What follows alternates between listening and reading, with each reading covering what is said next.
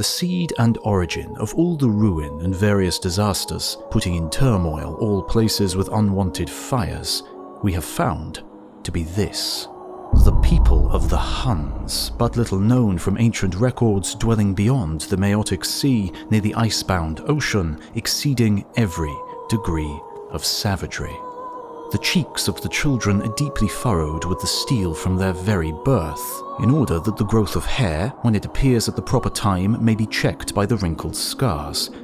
They grow old without beards and without any beauty, like eunuchs. They all have compact, strong limbs and thick necks, and are so monstrously ugly and misshapen that one might take them for two-legged beasts.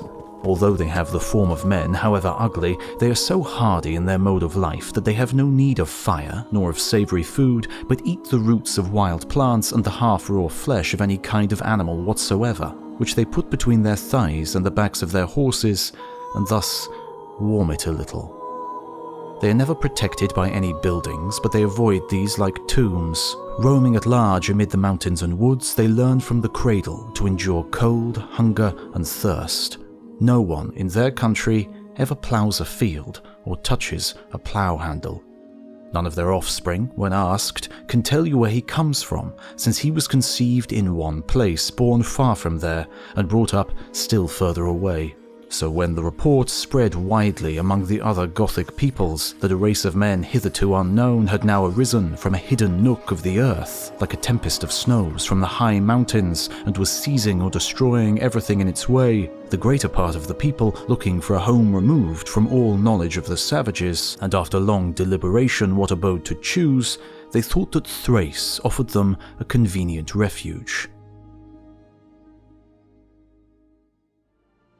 But the Goths joined with the Huns and the Helani, exceedingly warlike and brave peoples hardened to the difficulties of severe toils, and set up their camp near Perinthus, and reduced to utter ruin the fertile fields which extended far and wide about it, killing or capturing those who dwelt there. From there they hastened in rapid march to Constantinople, greedy for its vast heaps of treasure, marching in square formations for fear of ambushes, and intending to make many mighty efforts to destroy the famous city. But as they went on, their courage was broken when they beheld the oblong circuit of the walls, the blocks of houses covering a vast space, the beauties of the city beyond their reach, the vast population inhabiting it, and the strait nearby that separates the Pontus from the Aegean. So the Goths destroyed the factories of warlike materials which they were preparing, and after suffering greater losses than they had inflicted, they then departed, and spread everywhere over the northern provinces.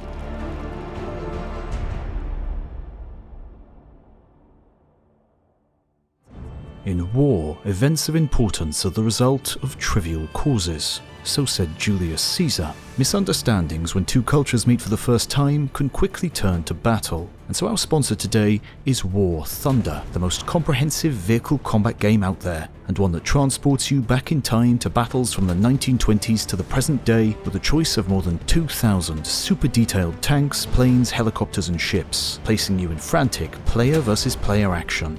It's available on PC, Xbox Series X and S, PS5 and previous generations, and whether you want a super accurate simulation or some wild fun, there are loads of immersion levels available. My personal favourite part is how customizable the vehicles are. I've been enjoying immersing myself in the different time periods and the thousands of different customizations on offer. Join me as I crash my favourite Spitfire again and again and receive a free bonus pack with a premium account, vehicles, boosters and lots more by clicking on the link in the description. Thanks to War Thunder for supporting history content on YouTube.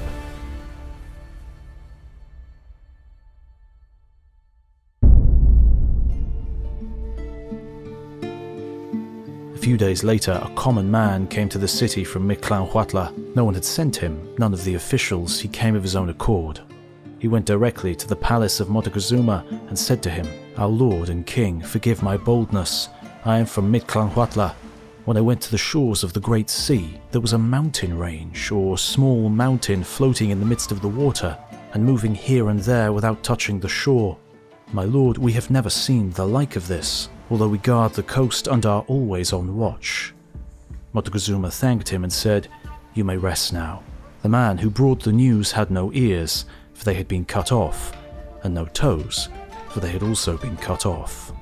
Montezuma said, "Take him to the prison and guard him well." Then he called for a priest and appointed him his grand emissary. He said to him, "Go to Quetlatztlan and tell the official in charge of the village that it is true. Strange things have appeared in the Great Sea. Tell him to investigate these things himself, so as to learn what they may signify. Tell him to do this as quickly as he can, and take the ambassador with you." When they arrived, the envoys spoke with the official in charge there, a man named Pinotl. He listened to them with great attention and then said, "My lords, rest here with me and send your attendants out to the shore." The attendants went out and came back in great haste to report that it was true. They had seen 2 towers or small mountains floating on the waves of the sea. The grand emissary said to Pinotl, "I wish to see these things in person in order to learn what they are, for I must testify to our Lord as an eyewitness. I will be satisfied with this and will report to him exactly what I see." Therefore he went out to the shore, and they saw what was floating there beyond the edges of the water. They also saw that 7 or 8 of the strangers had left in a small boat and were fishing with hooks and lines. The grand emissary climbed up into a broad-limbed tree. From there he saw how the strangers were catching fish, and how, when they were done, they returned to the ship in their small boat. They returned as swiftly as possible to the great city of Tenochtitlan, and reported to Montezuma what they had observed. "Our lord and king, it is true that strange people have come to the shores of the great sea. They were fishing from a small boat, some with rods and others with a net. They fished until late, and then they went back to their 2 great towers and climbed up into them. There are about 15 of these people, some with blue jackets, others with red, others with black or green, and still others with jackets of a soiled colour, very ugly. There are also a few without jackets. On their heads they wore red handkerchiefs or bonnets of a fine scarlet colour, and some wore large round hats, which must have been sunshades. They have very light skin, much lighter than ours. They all have long beards, and their hair only comes to their ears." Montezuma was downcast when he heard this report, and did not speak a word.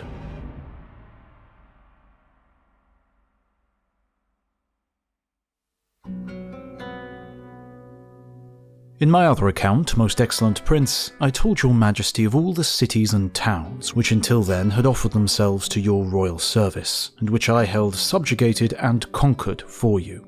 I also mentioned that I had information of a great lord called Montezuma, of whom the natives of this country had told me, and who lived, according to their computation of distances, about 90 or 100 leagues from the coast and port where I had disembarked, and that, confiding in the greatness of God and relying to the power of your highness's royal name, I had decided to go and see him, wherever he might be.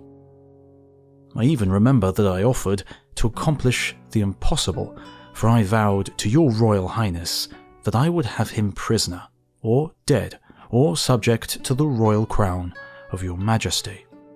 About 1,000 of the principal citizens came out to meet me from the city and speak to me, all richly dressed alike according to their fashion. There is a wooden bridge 10 paces broad in the very outskirts of the city, across an opening in the causeway where the water may flow in and out as it rises and falls. Having passed this bridge, we were received by that lord, Montezuma, with about 200 chiefs, all barefooted and dressed in a kind of livery, very rich according to their custom, and some more than others. They approached in 2 processions near the walls of the street, which is very broad and straight and beautiful, and very uniform from one end to the other, being about 2/3 of a league long, and having on both sides very large houses, both dwelling places and mosques. Montezuma came in the middle of the street with 2 lords, one on the right side and the other on the left. All were dressed in the same manner, except that Montezuma was shod and the other lords were barefoot. Each supported him below his arms, and as we approached each other I descended from my horse and was about to embrace him, but the 2 lords in attendance prevented me with their hands, that I might not touch him, and they, and he also, made the ceremony of kissing the ground. We went on through the streets until we came to a large and handsome house which he had prepared for our reception. There he took me by the hand and led me to a spacious room in front of the court where we had entered, where he made me sit on a very rich platform. We have known for a long time, from the chronicles of our forefathers, that neither I nor those who inhabit this country are descendants from the aborigines of it, but from strangers who came to it from very distant parts. And we also hold that our race was brought to these parts by a lord, whose vassals they all were, and who returned to his native country. And we have always held that those who descended from him would come to subjugate this country and us as his vassals, and according to the direction from which you say you come, which is where the sun rises, and from what you tell us of your great lord or king who has sent you here, we believe and hold for certain that he is our rightful sovereign, especially as you tell us that since many days he has had news of us. Since you are in your rightful place and in your own homes, rejoice and rest, free from all the trouble of the journey and wars which you have had. Do not believe more than you see with your own eyes, especially from those who are my enemies and were my vassals, yet rebelled against me on your coming, as they say, in order to help you. I know that they have told you that I have houses with walls of gold, and that the furniture of my halls and the other things of my service were also of gold, and that I am, or make myself, a god, and many other things. The houses you have seen are of lime, and stone, and earth. And then he held up his robes, and showing me his body, he said to me, Look at me, and see that I am flesh and bones, the same as you, and everybody, and that I am mortal and tangible. And touching his arms and body with his hands, look how they have lied to you. I answered to all he said, certifying that which seemed to be suitable.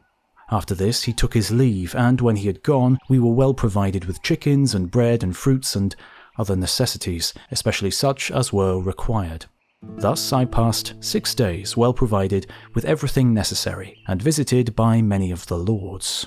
6 days having passed, most invincible prince, after I had arrived in the city of Tenochtitlan, and having seen something of it, although little in proportion to the amount there is to be seen and noted, it appeared to me, even from what I had seen of it and the country, that it would be conducive to your Royal Highness's service, and to our security, that Montezuma should be in my power, and not at his entire liberty, so that he might not relax his intention and disposition to serve your highness. I thought this, especially because we Spaniards are somewhat touchy and importunate, and if he should happen to become angry, he could do us such injury with his great power that there would remain no recollection of us. And so I determined to seize him and confine him in my quarters, which are very strong. I stationed sufficient guards on the cross streets and went to the palace of Montezuma, as I had at other times gone to see him, and after conversing with him lightly on pleasant subjects, and after he had given me some valuables in gold and one of his daughters, and some daughters of other lords to some of my companions, I told him that I had learnt of what had happened in the city of Nautacal or Almeria, and about the Spaniards whom they had killed there, and that Qianlong gave them his excuse that all he had done had been by Montezuma's order, and that, as his vessel, he could not have done otherwise. I said that he ought to send for him and the other chiefs who had helped him in the murder of the Spaniards, so that the truth might be known, and they be punished, and your majesty might clearly perceive his good disposition. Otherwise, the reports of these wicked men might provoke your highness to anger against him, from which, instead of the favours your highness would now grant him, evil would result, for I was convinced that the truth was contrary to what they declared.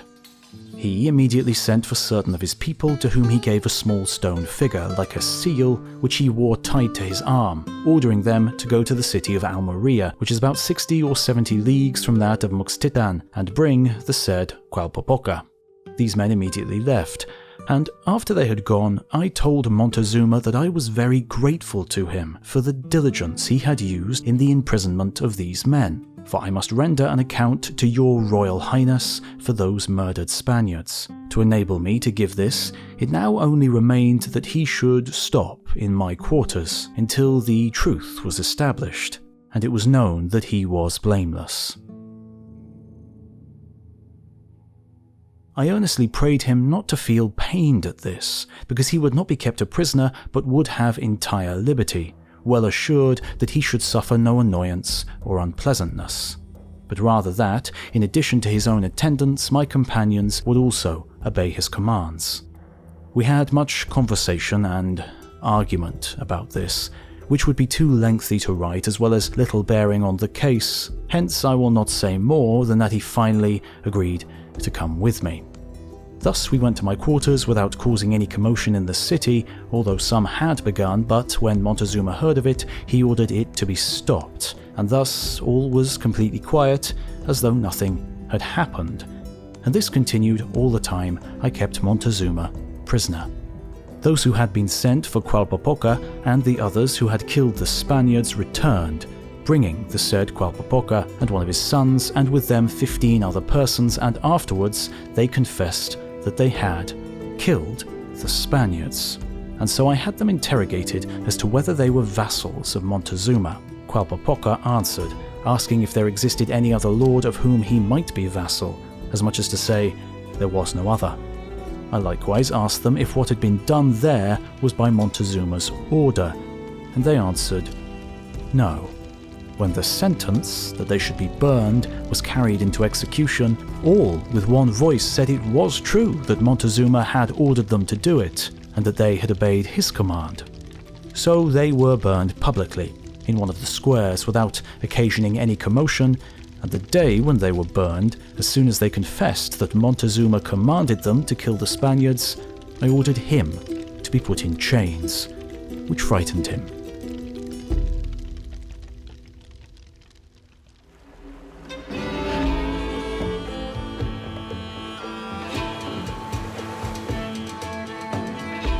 December 13th. Towards noon, we saw a large, high-lying land, bearing southeast of us at about 15 miles distance. We turned our course to the southeast, making straight for this land. We were about 2 miles off the coast, which showed us a very high, double land, but we could not see the summits of the mountains owing to the clouds. 18th of December. At sunset, when it fell calm, we dropped anchor. About an hour after sunset, we saw a number of lights on shore and 4 boats close inshore, 2 of which came towards us. The men in the 2 prows began to call out to us in a rough, hollow voice, but we could not understand a word of what they said. We, however, called out to them in answer, upon which they repeated their cries several times, but came no nearer than a stone shot. They also blew several times on an instrument of which the sound was like that of a Moorish trumpet. We then ordered one of our sailors, who had knowledge of trumpet blowing, to play them some tunes in answer. Those on board the Zeehan ordered their second mate, who had come out to India as a trumpeter, to do the same. After this had been repeated several times on both sides, and as it was getting more and more dark, those in the native prows at last ceased and paddled off.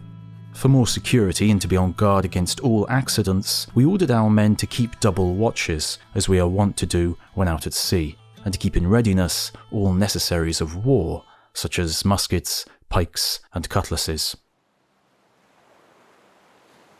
December the 19th. Early in the morning, a boat manned with 13 natives approached to about a stone's cast from our ships. They called out several times, but we did not understand them, their speech not bearing any resemblance to the vocabulary given us by the Honourable Governor-General and Councillors of India. As far as we could observe, these people were of ordinary height. They had rough voices and strong bones, the colour of their skin being brown and yellow. They wore tufts of black hair right upon the top of their heads, tied fast in the manner of the Japanese at the back of their heads. For clothing, as it seemed to us, some of them wore mats, others cotton stuffs. Almost all of them were naked from the shoulders to the waist. We repeatedly made signs for them to come on board of us, showing them some white linen and some knives that formed part of our cargo. They did not come nearer, however, but at last paddled back to shore. In the meantime, we convened a council and resolved to go as near to the shore as we could, since there was good anchoring around here, and these people apparently sought our friendship. Shortly after we had drawn up this resolution, we saw 7 more boats put off from the shore, one of which, high and pointed in front, manned with 17 natives, paddled round behind the Zeehan, while another, the 13 able-bodied men in her, approached to within half a stone's throw of our ship. The men in these two boats now and then called out to each other. We held up and showed them as before white linens, but they remained where they were. The skipper of the Zeehan now sent out to them his quartermaster with her cockboat with 6 paddlers in it, with orders for the second mates that, if these people should offer to come alongside the Zeehan, they should not allow too many of them on board of her.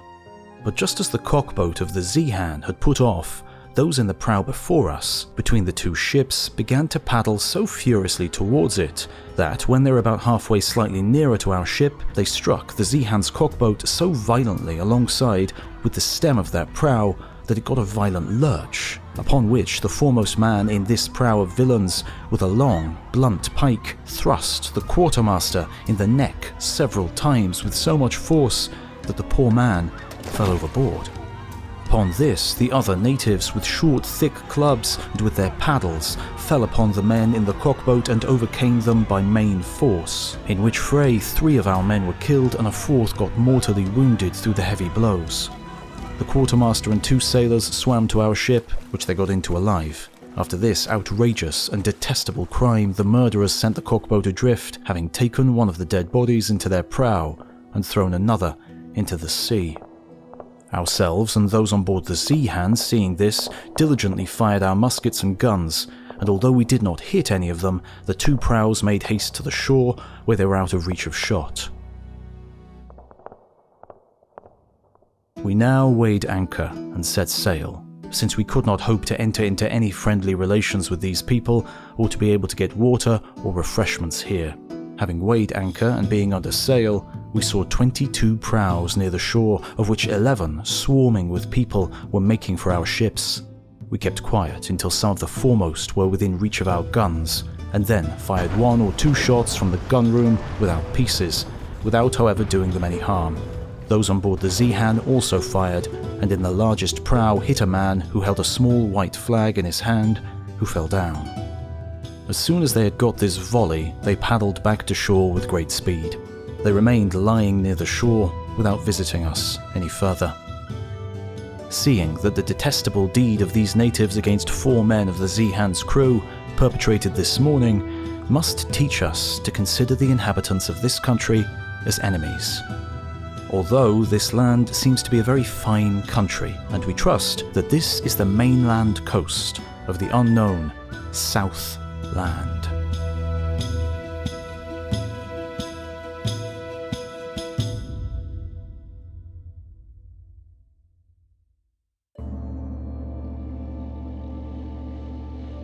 You, O King, live beyond the confines of many seas.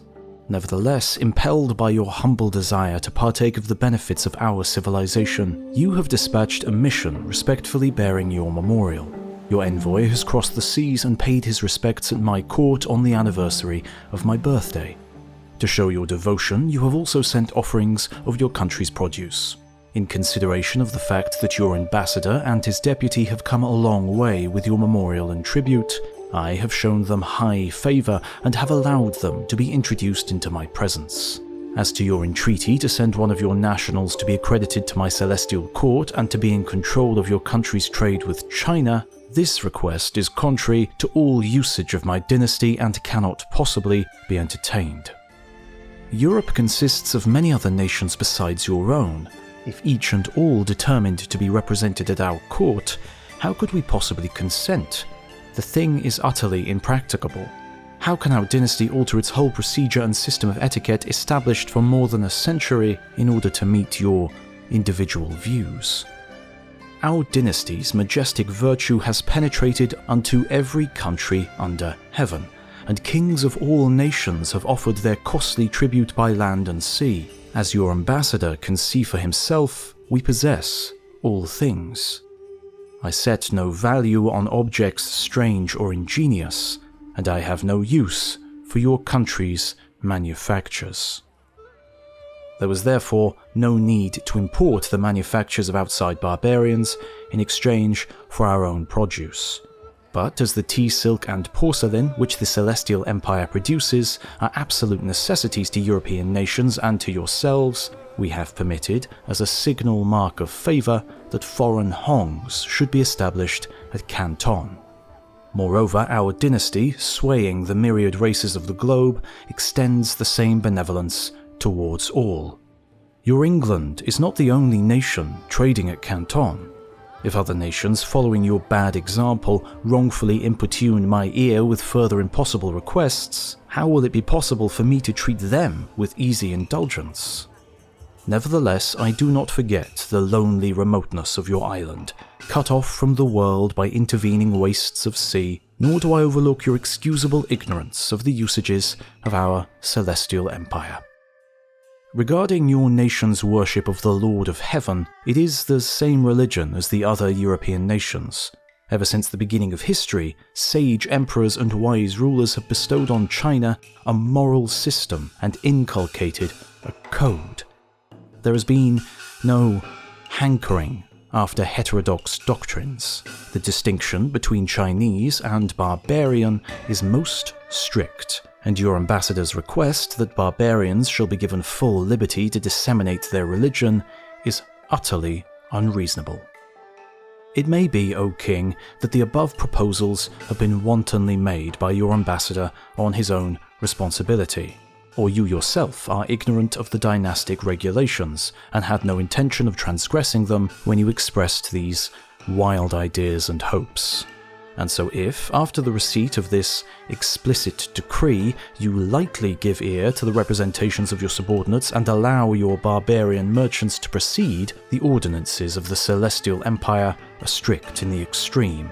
Your merchants will assuredly never be permitted to land or to reside there, but will be subject to instant expulsion. In that event, your barbarian merchants will have had a very long journey for nothing. Do not say that you were not warned in due time. Tremblingly obey, and show no negligence.